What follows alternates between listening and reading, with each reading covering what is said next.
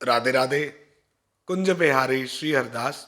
आज हम सभी कार्तिक मास महात्म की संपूर्ण कथा के अंतर्गत 26वें अध्याय की कथा का श्रवण करेंगे। आप सब अपना ध्यान बांके बिहारी जी महाराज के श्री चरणों में केंद्रित करें और कथा का आनंद लें।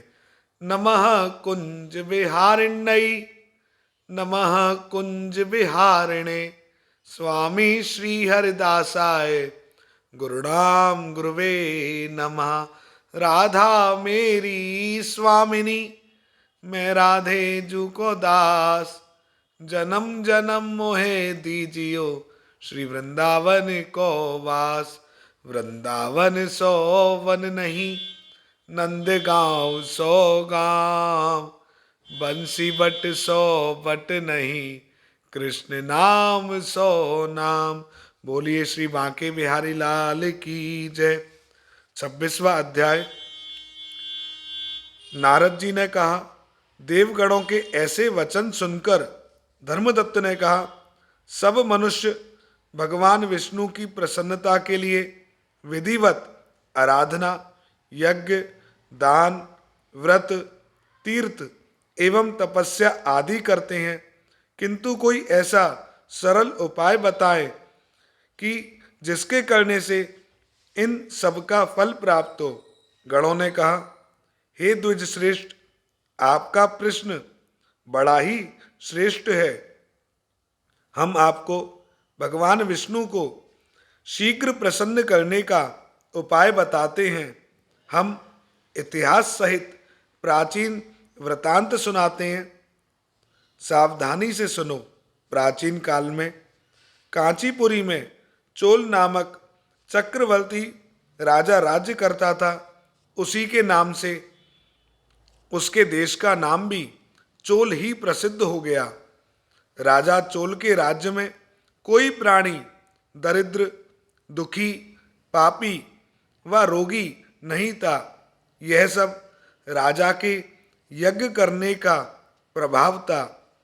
ताम्रपर्णी नदी के दोनों किनारों पर सोने के यज्ञ स्तंभ सुशोभित होते थे। हे द्विजवर, एक दिन वह राजा भगवान विष्णु के पास गया। भगवान उस समय शेष शैया पर योग निद्रावश सो रहे थे। राजा ने उनकी मणियों, मोतियों और स्वर्ण के दिव्य फलों एवं फूलों द्वारा पूजा की। वह साष्टांग प्रणाम करके भगवान के चरणों के पास ही बैठ गया। थोड़ी देर के बाद राजा ने अपनी नगरी कांचीपुरी के ब्राह्मण विष्णुदास को वहां आते हुए देखा। विष्णुदास भगवान की पूजा के लिए तुलसी दल और जल लेकर आया था। विष्णुदास ने वहां आकर भगवान विष्णु के सूक्त मंत्रों द्वारा स्नान करवाकर मंजरी तथा दलों से उनका विधि पूर्वक पूजन किया। विष्णुदास के चढ़ाए हुए दलों से राजा के चढ़ाए हुए मणि, मोती व स्वर्ण के फूल ढक गए। राजा यह देखकर क्रोध में भरकर बोला, ढोंगी मूर्ख, तूने मेरी चढ़ाई हुई मणियों, मोतियों व सोने के फूलों को तुलसी दल और अपने सादे फूलों से ढक दिया है। तू बेचारा भला भक्ति करना क्या जाने। तूने मेरे किए हुए इतने सुंदर श्रृंगार को बिगाड़ दिया है। राजा की बात सुनकर विष्णुदास को भी क्रोध चढ़ आया और वह राजा के गौरव को तुच्छ समझकर कहने लगा, हे राजन, तुम भक्ति करना नहीं जानते। तुमको अपने धन का घमंड है। बताओ, आज से पहले तुमने भगवान के कितने व्रत किए हैं? देवगण ने कहा, ब्राह्मण के ऐसे वचन सुनकर राजा ने घमंड में हंसकर कहा, हे विप्र, भगवान की भक्ति के अभिमान से यदि तू ऐसी बात कह रहा है तो मैं पूछता हूं कि तेरे जैसे भिखमंगे ब्राह्मण में भगवान की कितनी भक्ति है, क्योंकि तुमने आज तक भगवान की प्रसन्नता के लिए कुछ भी नहीं किया है, ना तो कोई मंदिर बनवाया है, तो तुम भला इस प्रकार की भक्ति का, जैसा कि तुम गर्व से कह रहे हो, ऐसा कैसे कह सकते हो। यहाँ जितने भी ब्राह्मण बैठे हैं, मेरी बात को ध्यान पूर्वक सुने और देखें कि भगवान विष्णु के दर्शन मुझे होते हैं या इसे होते हैं। इसके बाद दोनों की भक्ति के संबंध में आप लोग जान लेंगे। देवगणों ने कहा। ऐसा कहकर राजा अपने महल में चला गया और वहां जाकर उसने अपने पुरोहित मुदगल को आचार्य बनाकर विष्णु यज्ञ आरंभ किया। उसने उस यज्ञ में अनेकों ऋषि महर्षियों को बुलाया, उनको बहुत सा अनाज और नगदी आदि दक्षिणा दी। जो यज्ञ पहले ब्रह्मा जी ने गया में किया था, वही यज्ञ चोल ने अपनी नगरी चोल में किया। विष्णु दास भी अपने मंदिर में ही रहकर भगवान की प्रसन्नता के लिए व्रत करने लगा।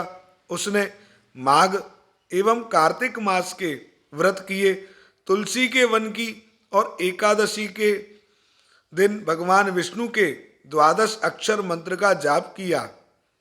वह भगवान को प्रसन्न करने के लिए भजन गाता था, नृत्य करता था और नित्य प्रति व्रत करता, भूमि पर सोता, हर समय भगवान विष्णु का स्मरण करता और सब प्राणियों में समदृष्टि से भगवान को ही देखता था।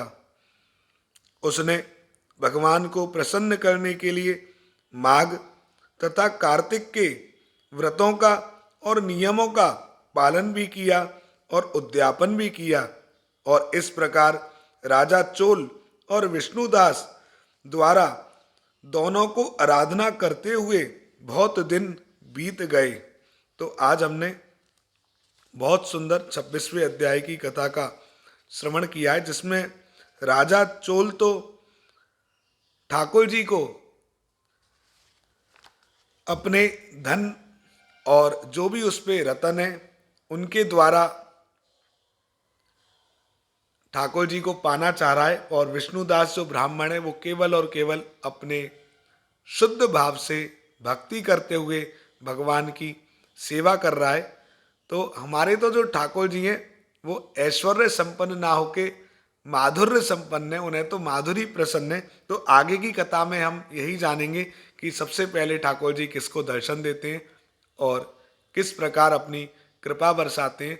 तो आप सब भी ठाकुर जी की प्रेम से सेवा कोई भी हो, यदि प्रेम नहीं है तो उस सेवा का कोई अर्थ नहीं रह जाता, वो केवल अहंकार भर रह जाती है।